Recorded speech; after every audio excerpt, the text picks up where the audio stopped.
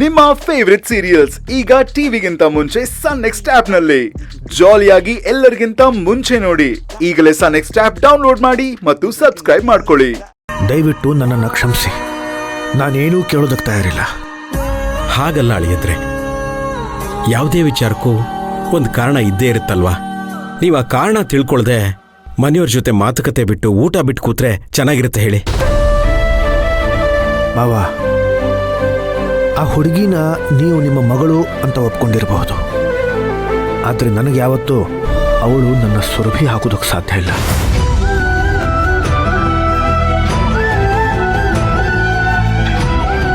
ನನ್ನ ಜೀವನ ನಿಮಗೆಲ್ಲ ಹುಡುಗಾಟ ಆಗಿ ಹೋಗಿದೆ ಅಲ್ವಾ? ನನ್ನ ಮನಸ್ಥಿತಿ ನಿಮ್ಗೆ ಯಾರಿಗೂ ಅರ್ಥನೇ ಆಗ್ತಿಲ್ಲಲ್ಲ. ನಾನು ಅವಳ ಮೇಲೆ ಕೋಪ ಮಾಡ್ಕೋಬಾರ್ದು, ಬೈಬಾರ್ದು ಅಂತ ನನ್ನಿಂದ ಮಾತು ತಗೊಂಡು ನನ್ನ ಕೈ ಕಟ್ಟು ಹಾಕಿ ಈಗ ಅವ್ರ ಮನಸ್ಸಿಗೆ ಬಂದ ಹಾಗೆ ಮಾಡಿದ್ರೆ ಅದನ್ನೆಲ್ಲ ನಾನು ಸಹಿಸ್ಕೊಂಡಿರ್ಬೇಕಾ? ಈ ನಮ್ಮ ಮನೆತನ ಸೂರ್ಯವಂಶದ ಗತ್ತು ಏನಾಗ್ಬೇಡ.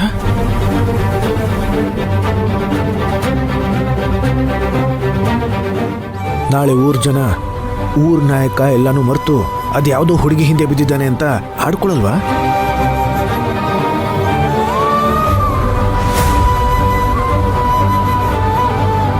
ನೋಡಿ ಮಾವ, ನನಗೆ ನಂದೇ ಆದಂಥ ಘನತೆ, ಗೌರವ, ಮರ್ಯಾದೆ ಇದೆ. ಅದ್ಯಾವುದೋ ಗುರುತು ಪರಿಚಯ ಇಲ್ದಿರೋ ಹುಡುಗಿಗೋಸ್ಕರ ಕಳ್ಕೊಳ್ಳೋದಕ್ಕೆ ನಾನು ತಯಾರಿಲ್ಲ. ಅವರಿಗೆ ಇದೇ ಕೆಲಸ ಆಗಿರಬಹುದು, ಆದರೆ ನನಗೆ ನಂದೇ ಆದಂಥ ಬೇರೆ ಸಮಸ್ಯೆಗಳಿದ್ದಾವೆ. ದಯವಿಟ್ಟು ಇನ್ಮೇಲಾದರೂ ನನ್ನ ಭಾವನೆಗಳ ಜೊತೆಯಲ್ಲಿ ಯಾರೂ ಆಟ ಆಡಬೇಡಿ. ಸದ್ಯಕ್ಕೆ ನಾನು ಮಾತು ಬಿಟ್ಟಿದ್ದೀನಿ, ಊಟ ಬಿಟ್ಟಿದ್ದೀನಿ. ಇದು ಅತಿರೇಕಕ್ಕೆ ಹೋದರೆ ಮನೆ ಬಿಟ್ಟೇ ಹೋಗ್ಬೇಕಾಗತ್ತೆ. ಅಳಿಯಂದ್ರೆ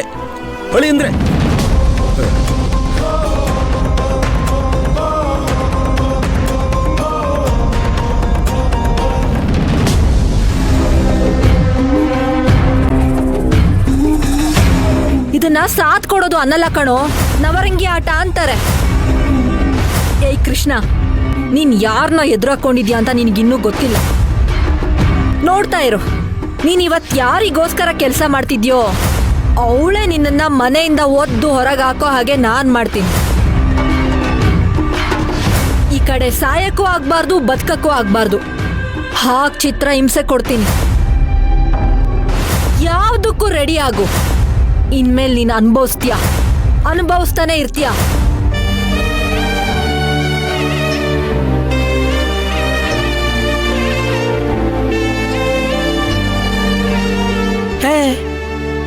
ನೀನೇನು ನಾನು ಮನೆಯೆಲ್ಲ ಹುಡುಕ್ತಾ ಇದ್ದೀನಿ, ನೀನ್ ನೋಡ್ರಿ ಇಲ್ಲಿ ಬಂದು ಕೂತಿದ್ಯಲ್ಲ, ಏನಾಯ್ತಾ? ಇಲ್ಲಿ ದೊಡ್ಡ ಮನುಷ್ಯ ಮಾತಾಡ್ತಾ ಇದ್ದೀನಿ, ನನ್ನ ಮಾತುಗೆ ಉತ್ತರ ಕೊಡದೆ ಎದ್ದೋಗ್ತಾ ಇದೆಯಲ್ಲ. ನನ್ನನ್ನು ಯಾರು ಅನ್ಕೊಂಬಿಟ್ಟೆ? ನಿಮ್ಮ ಅಣ್ಣ ಸೂರ್ಯವಂಶದ ಪ್ರಧಾನ ಕೆಲ್ಸಗಾರ. ನನ್ನ ಮಾತಿಗೆ ಬೆಲೆ ಕೊಡದೆ ಹೋಗ್ತಾ ಇದೆಯಲ್ಲ, ಏನಾಯ್ತಾ? ಅಣ್ಣ, ನನ್ನ ಪಾಡಿಗೆ ನಾನು ಬಿಟ್ಬಿಡು. ನಿಂತ್ಕಳ. ಯಾಕೋ, ಏನಾಯ್ತಾ? ಕಣ್ಣೆಲ್ಲ ಕೆಂಪಗಾಗಿದೆಯಲ್ಲ, ಏನಾಯ್ತು? ಯಾರಾದ್ರೂ ಏನಾದ್ರು ಹೇಳಿದ್ರ? ಏನಂತ ಬಾಯ್ಬಿಟ್ಟು ಬಗಳು ಸಾಯೋ.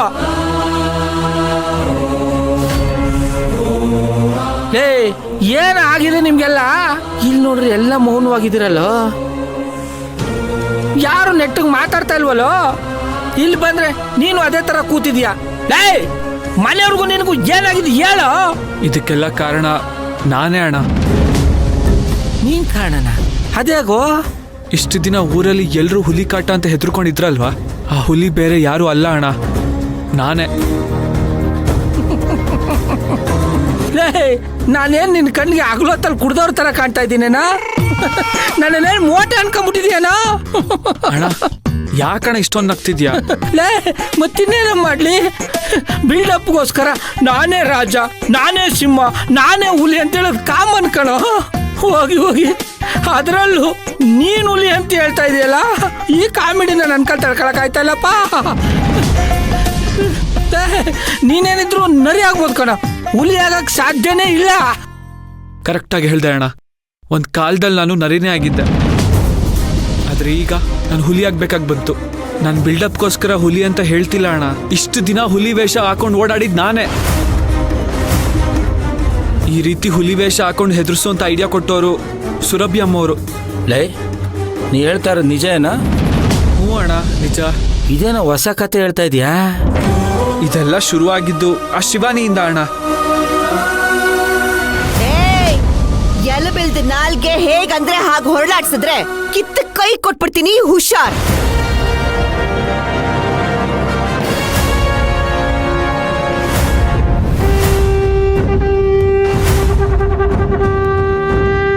ಅಂಬಾ ನದಿ ಹತ್ರ ಇರೋ ಕಾಡ್ ಪ್ರದೇಶದಿಂದ ಹುಲಿ ತಪ್ಪಿಸ್ಕೊಂಡಿದೆ ಅಂತ ಮೊದ್ಲು ಸುದ್ದಿ ಹಬ್ಬಿಸ್ಬೇಕು. ಅದರಿಂದ ಊರ್ನಲ್ಲಿರೋರು ಎಲ್ರಿಗೂ ಟೆನ್ಷನ್ ಶುರುವಾಗುತ್ತೆ. ನಾವ್ ಆ ಸಿಚುವೇಶನ್ ಅಡ್ವಾಂಟೇಜ್ ಆಗಿ ತಗೋಬೇಕು.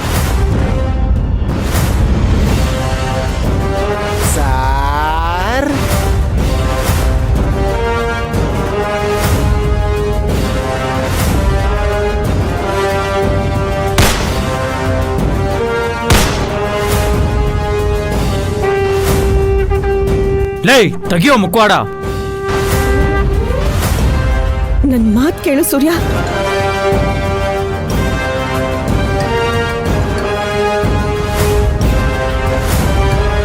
ಒಟ್ನಲ್ಲಿ ಸುರಭಿ ಅಮ್ಮವ್ರ ಟೈಮು ಚೆನ್ನಾಗಿಲ್ಲ ಅಣ್ಣ. ಅವ್ರ ಟೈಮ್ ಬಿಟ್ಟಾಕ ಸ್ವಲ್ಪ ಹೆಚ್ಚು ಕಮ್ಮಿ ಆಗಿದ್ರೆ ನೀನೇ ಹೊಗೆ ಹಾಕಿಸ್ಕತ್ತಿದ್ದಲ್ಲ. ಏನೋ ಬಂದಿರೋದು ದೊಡ್ಡ ರೋಗ ನಿಂಗೆ. ಇದೆಲ್ಲ ಮಕ್ಕಳಾಟ ಅನ್ಕೊಂಬಿಟ್ಟಿದ್ರೆ ಹೆಂಗೋ?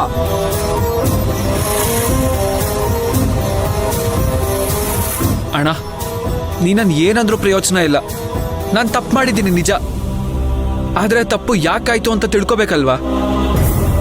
ಎಲ್ಲರೂ ಕಾರಣ ತಿಳ್ಕೊಳೋದು ಬಿಟ್ಟು ಆಗಿರೋ ಅನಾಹುತದ ಬಗ್ಗೆ ಯೋಚನೆ ಮಾಡ್ತಿದ್ರೆ ನಾ ಬದುಕೋದಾದ್ರೂ ಹೇಗೆ ಹೇಳು?